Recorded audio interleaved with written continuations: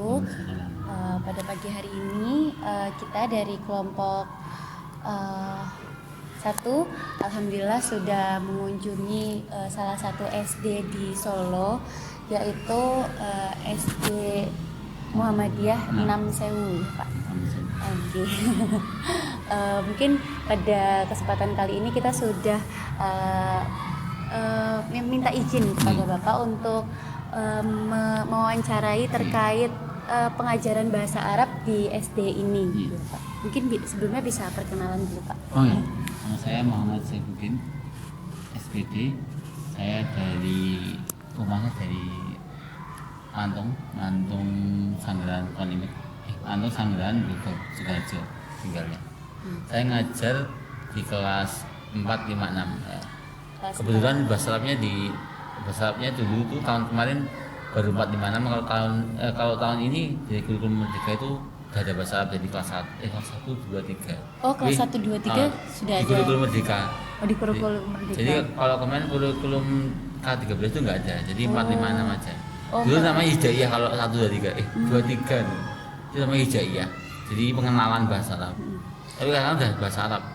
Untuk mungkin kita sedikit aja ya pertanyaannya. Untuk di SD ini apakah sudah resmi memakai kurikulum Merdeka atau mempunyai kurikulum sendiri atau bagaimana? Kalau untuk SD ini kita yang memakai kurikulum Merdeka kelas 1, 2, 4, 5. Kelas 1, 2, 4, 5. Kelas 3 sama 6 masih kurikulum 13. Oh, masih kurikulum. Untuk Bapak sendiri mengajarnya di kelas 4, 5, 6 gitu? Iya. Oh, berarti kelas 1, 2, 3-nya guru lain? Guru lain. Oh, oke. Untuk metode pengajaran yang Bapak jalankan selama pengajaran itu kira-kira seperti apa ya, Pak? Mungkin. Jadi kalau untuk metode saya biasanya kalau untuk materi saya terangin dulu. Tapi kalau untuk kayak model percakapan saya artikan. Kalau untuk percakapan gini hiwar ini saya artikan. Tapi kalau untuk yang kalau khiwar diartikan terlebih dahulu. Kalau ini biasanya saya artikan Kalau kayak di teks, pesantren itu perkata. Oh, perkata ya, Pak, biasanya. Jadi kalau kesulitan biasanya saya tulis dulu, saya garisin. Jadi perkata ini saya garisin. Oh iya. Saya garisin ini artinya apa, ini artinya apa. Jadi emang bekerja 2 kali daripada saya ngomong. Nanti anak-anak ngerti kan kelamaan, jadi saya tulis. Jadi perkata ini saya artikan ini. Ini ismi artinya apa, Musa. Biar anak tahu kata ini artinya apa gitu. Karena anak-anak SD mungkin fokusnya lebih 2 kali ya, Pak ya. Oh, jadi harus dicatat dulu di papan tulis baru dijelaskan, diartikan. Terus nanti anak ngartikan di bawah sini. Jadi kalau anak-anak biasanya nggak kebiasaan nulisnya katanya agak besar, biasanya agak ruwet gini. Oh. Tapi kalau diartikan semuanya nanti takutnya nggak tahu ini artinya apa gitu. Iya. Di satu-satu gitu ya. Satu perkata. Mungkin kayak di kelas yang sudah tadi kami kebetulan ikuti, jadi dicatat dulu di papan tulis, sekalian diberi pengertian kepada anak-anak. Setelah itu anak-anak bisa mencatat seperti itu ya, Pak. Oh, jadi saya terangin ringkesan. Ini kan sudah diterangin di buku, tapi saya terangin di tulis ringkesnya secara gimana. Ringkas. Untuk buku kelas 4, 5, dan 6 apakah berbeda-beda, Pak, atau dijadikan satu acuan buku pelajaran? Maksudnya? Jadi ini khusus kelas 5 atau khusus kelas 6? Itu ada sendiri. Oh, ada sendiri-sendiri. Berarti berbeda ya, Pak, setiap. Alat penyusunnya ini dari PDM. Dari PDM. Oh. Masjid Diskrasmen Muhammadiyah. Oh, Muhammadiyah. Jadi di Muhammadiyah kan ada banyak sekolahan. Nah, itu ada yayasan sendiri, namanya Masjid Diskrasmen yayasannya. Nah, yang buat ini adalah dari anggota KKG Ismuba. Jadi di Muhammadiyah kan ada istilah Ismuba. Sekarang ada Quran hadis Ismuba dan Quran hadis. Jadi itu ciri khusus dari Muhammadiyah. Mereka ada namanya pelajaran Al-Islam, ke-Muhammadiyahan dan bahasa Arab. Sekarang kalau kurikulum Merdeka tambah Quran dan hadis. Jadi ada KKG sendiri yang mereka itu membuat buku untuk diajarkan kepada sekolah-sekolah Muhammadiyah. Jadi ini bukunya baru nih. Oh, baru. Tahun ini baru memakai yang ini ya. Berarti. Kalau tahun kemarin tuh pakai buku terbitan dari pusat, ini langsung pusat. Kalau ini pusat. Kota sendiri. Jadi kota membuat sendiri gitu. Karena semuanya dari kurikulum Merdeka itu. Kurikulum Merdeka. Gitu. Jadi kalau tahun kemarin yang kultilas itu sama yang kurikulum Merdeka jauh banget bedanya. Berbeda jauh ya. Dulu tuh ya kelas 5 itu kalau pengalaman saya itu pertama itu agak mudah. Kalau sekarang kelas 4 langsung sulit banget. Ini tadi saya juga melihat yang di kelas 5 udah belajar mufrad, musalah dan jamak ya. Sudah masuk ke sana. Ya. Untuk Jadi kelas kalau untuk pergantian kurikulum juga ngefek banget.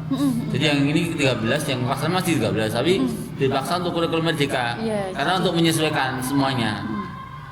Dan kadang karena bukunya beda, itu kelas 6 itu mempelajari yang udah dipelajari di kelas 5. Saya kasih tahu ini udah belajar di kelas 5, saya ngulangi lagi sampai kalian udah tahu. Itu tuh efeknya perbedaan buku gitu kan. Karena menyesuaikan. Menyesuaikan. Jadi otomatis yang materinya di kelas 5 udah dipelajari, di kelas 6 dipelajari lagi materinya. Untuk kelas 1, 2, dan 3-nya apakah sama bukunya atau? Saya belum tahu. Belum tahu. Iya, beda ya. belum lihat. Untuk kendala-kendala yang Bapak rasakan nih selama mengajar kelas 4, 5, dan 6 tuh biasanya apa? Jadi kendalanya itu karena ini bahasa asing, anak-anak itu kesulitannya itu di hurufnya. Jadi ada anak-anak kita yang mereka tuh belum Al-Quran. Jadi mau kalau diulangi bahasa kan nggak tahu. Ini katanya motor ini nggak tahu. Jadi sebenarnya mau dikejar yang belum selesai ikronya itu kan, otomatis yang ikro 1, 2, 3 itu mereka memahami kata itu kan susah. Otomatis mereka kan belum bisa baca Arab. Kalau kita baca bahasa Arab tambah pusing. Jadi baru bisa. Jadi kebanyakan yang bisa itu yang malah yang bisa memahami itu mereka yang bisa baca Al-Quran karena tahu ini katanya ini. Kadang saya kemarin itu kelas 6 itu ada yang masih belum bisa. Belum ikronya belum selesai. Dia itu kebingungan. Ini kata ini toh Pak, dia harus mengutin. Kan saya di Wantu sama bukan saya bedain. Saya nulis Wantu kan otomatis sepenuhnya Wantu tulis. Enggak saya rutin sesuai garisnya ini. Otomatis dia kan bingung. Ini kata iki atin di harus nyariin. Jadi nontek temennya sih katin dong.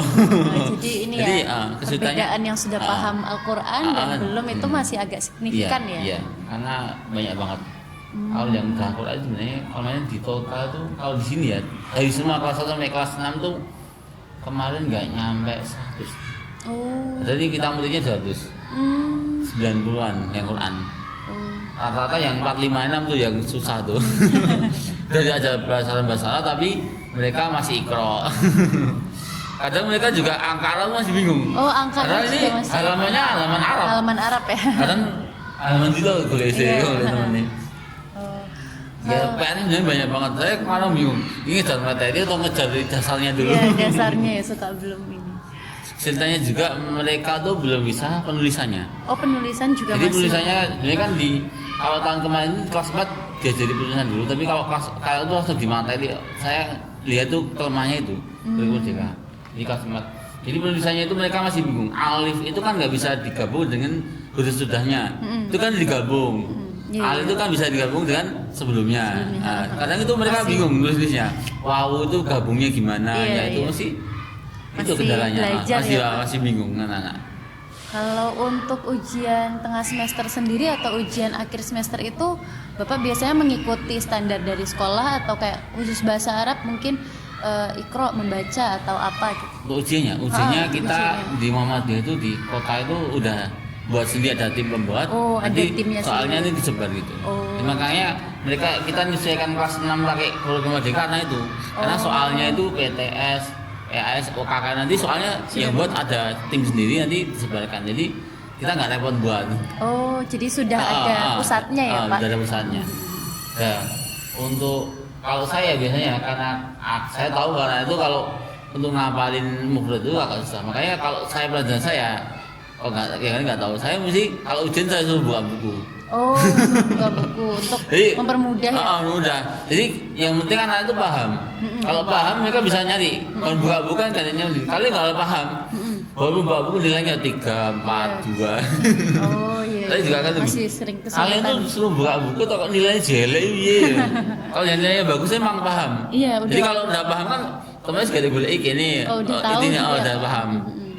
Jadi kayak percakapan itu kan Sukron, jawabannya Afwan. Udah saya ulang berkali-kali. Itu masih banyak yang salah. Jadi yang paham itu mesti nyarinya itu paham. Kalau Sukron itu nyarinya di sini. Mungkin cukup sekian pertanyaan yang bisa kami sampaikan, dan terima kasih banyak atas waktunya yang sudah diberikan kepada kami. Semoga ilmunya bermanfaat. Sekian, terima kasih banyak Pak Udin atas waktunya. Sama-sama. Assalamualaikum warahmatullahi wabarakatuh.